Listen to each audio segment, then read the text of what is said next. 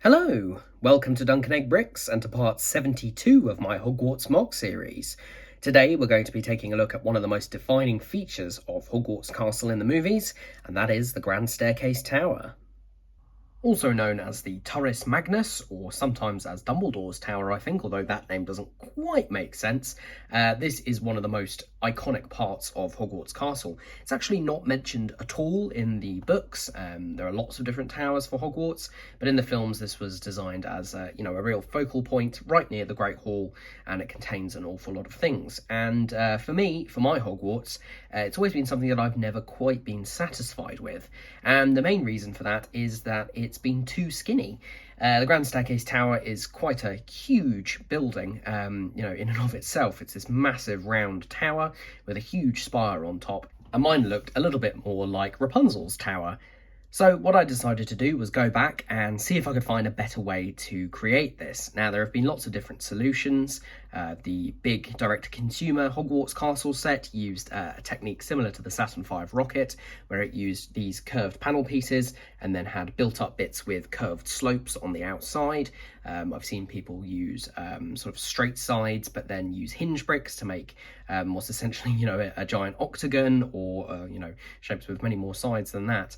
What I originally did was I basically adapted the 2018 Great Hall set, which included a version of this tower, and I made it a little bit wider, and I was happy enough with that for the time. But what I really needed to do was basically make it wider again. You do lose a little bit of the rounded shape because it means that the flatter sides are a bit wider, but overall I'm pretty happy with how this has turned out. So full reveal, I'll go up because it's far too big to fit on camera. There we go, all the way up to the top. Again, this hasn't changed a huge amount in terms of its details and design. I'm still using the same technique to get the step out here for the top section. Still using the same technique of these curved panels with then bricks and single windows. And the roof even is a very similar technique, but I have been through and have redesigned everything so that it works a lot better, and I'm a lot happier with it. Starting off with the way that you actually get through from this part of the castle that you would have seen in the last video from the Great Hall. This actually connects through to this bit here. Now, I'm using these corner doorways, which didn't exist in tan, I don't think, the last time that I designed this. So I've got one down here, which is open and acts as a doorway, takes you through to the stairs, and then one above here, which has got this piece of glass, effectively, in tan, to act as just a flat wall. I was previously using a panel piece, which is a bit shorter and didn't quite fit. Ideally, I'd want one that went across the entire length there, but it doesn't exist, so there we are. The main thing is that these work, and also because they're pressed up against the side of this most of the time, I will show you it at the correct height, you really don't see it unless you're examining it thoroughly. So let's spin this round and we will take a look inside at the changes that have been made. So, one thing I definitely wanted to keep was the staircase. I didn't want to have a staircase on absolutely every floor, mainly because it takes up far too much space and would mean I couldn't have other details in there. So I've just gone with the one staircase again. It is fixed in place because these staircases do spin around. But rather than having it come up to a sort of floating platform here, I've designed this bit with an archway, and that leads through to the Gryffindor common room down this way, and then the divination classroom up here. The steps in the corner I've designed with two different types, basically, of curved plates, one curving outward, one curving inward, and that means you go to a door that way and a door this way, and it all works out nicely. At the back there, we've got a bust of a knight, a little bit difficult to see, and then we've got the painting of the Fat Friar over there, which is from the Hogwarts Moment set. I would like to get the minifigure of that in a while. And again, we've got this lantern at the top here, which the inspiration is taken from, I believe it was part of Oxford University where they filmed some of the scenes. The scene where Filch catches Harry and Ron having arrived late in the flying car, basically inspired from that. One detail I have kept, I believe, all the way from that 2018 Great Hall set is the broom clipped to the wall just there. In fact, let me just push that down a bit. So yeah, just like that little detail. And then moving up to the next floor here, we have got the trophy room. Now, the one thing that changing this has unfortunately led to is that a lot of these rooms are a lot darker. But hopefully you can see enough for me to point out the details. Especially in this room, things really haven't changed that much. So we've got sword over there on the side, table in the middle with a bunch of Quidditch stuff. There's a sticker there from the Quidditch set, or the Quidditch training, or is it flying lesson set, that's it. Which has got the James Potter Seeker Award on it. And then, of course, we have our friendly Niffler, who is just waiting for a chance to come and steal things. In fact, it looks like he's already managed to pinch a couple of precious items out of one of the cases there. Coming up to the next floor, where you can see things a little bit better. This again has changed a little bit. This is the Griffin guarding the entrance to Dumbledore's office. I've just added a couple of braziers in my standard design, one either side.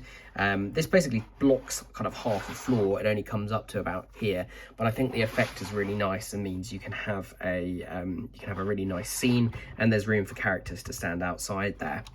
And then up to Dumbledore's office. This is actually where quite a few changes have taken place, and I really wanted to make sure that you could see the kind of cluttered nature of Dumbledore's office without it getting too ridiculously cluttered.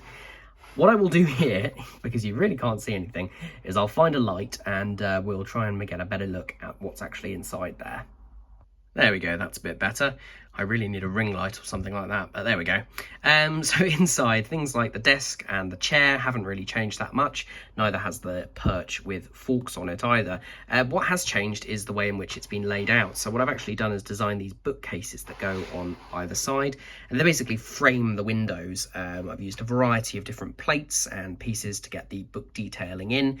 And then there's a little space, I don't know if you can see behind the light just here, I'll take that out. There's a little space where you can see through to the window. So this is kind of based off what the real set looks like, where you've got these gaps for the windows to come through. And I've just put a couple of golden items there. There's actually a genie lamp there and a sextant over there, just as little details for the magical instruments that Dumbledore has, which I believe are meant to be silver, but the gold does show up a bit better. And then I've taken advantage of the space there to put the kind of stairs on either side. There's a set of stairs there and a set of stairs there, and they kind of go up to the kind of mezzanine level in the turret, which is where the telescope and things are. Obviously mine are on the floor above, but for now I've decided to go with that as a nice little detail. I've also taken advantage of the collectible portraits. I can't exactly remember who those portraits are of, but I believe they're people associated with Hogwarts who I wanted to put hanging directly behind Dumbledore. And that does lead to the floor above, where I've taken advantage of the portraits again, except I've gone for quite a few more here. We have got all 4 Hogwarts founders, which I was really happy to be able to get. And they just kind of bracket the office, or the top level of the office there. We've got the telescope, which is the same build as it was before. And then we've also got the cabinet full of memories, which is a build that I saw online and shamelessly copied, because I thought it was a really nice small scale build.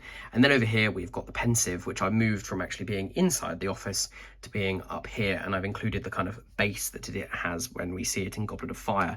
It is actually just attached to the wall there.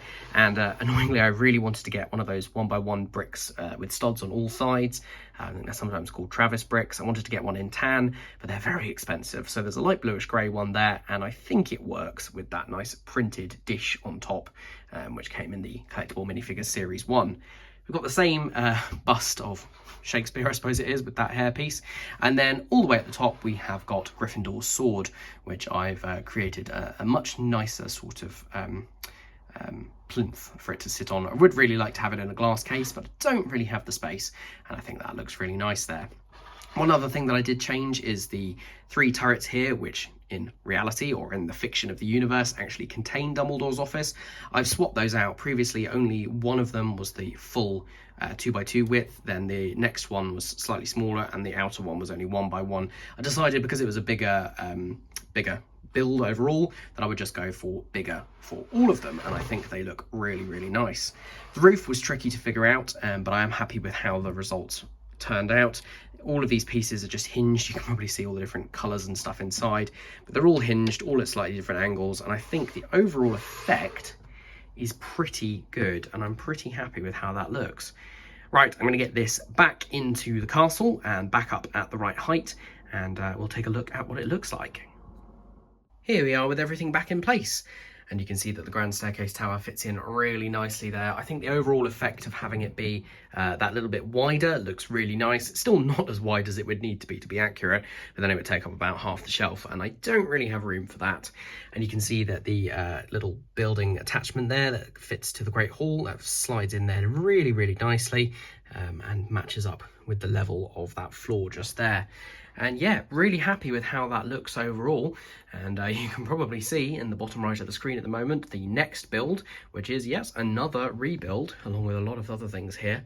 And yeah, here's Hogwarts as it stands at the moment. This section over here has really not undergone many changes, just removed a section there before it's rebuilt.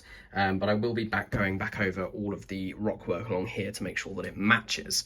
So yeah, I hope you've enjoyed that, and yeah, next time we will be proceeding to this building right here, where you'll be able to see what's inside it.